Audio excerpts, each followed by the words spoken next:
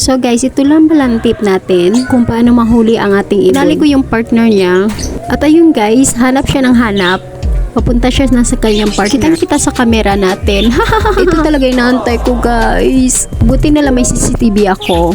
Actually, kahapon pa siya nawala guys. I pray for him na babalik talaga siya. Ito na guys, pumunta na siya. Palapit na siya sa kanyang wife. Akala niya siguro hindi ko siya makikita.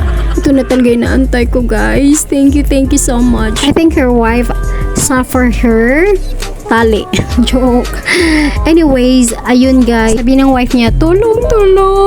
Honey, tulungan mo ako. Help me. I want to go out here. Please. Actually, nakatali talaga yung wife niya. So, ayun, naghanap siya ng paraan para makapasok siya sa cage niya.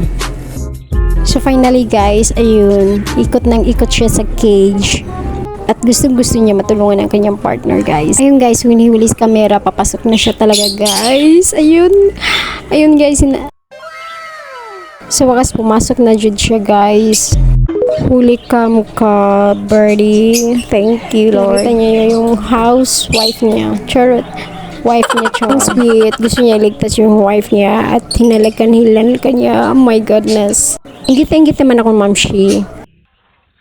Tapos ayun, agad ko siyang kinuha at may naistorbo pa sa akin. Istorbo pa talaga itong pinsan ko. Sa kanya, alis na at ito ay papasok ko na sa bahay. My goodness.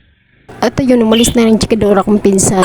Sa wakas, pinapasok ko na ang aking mga ibon. Thank you.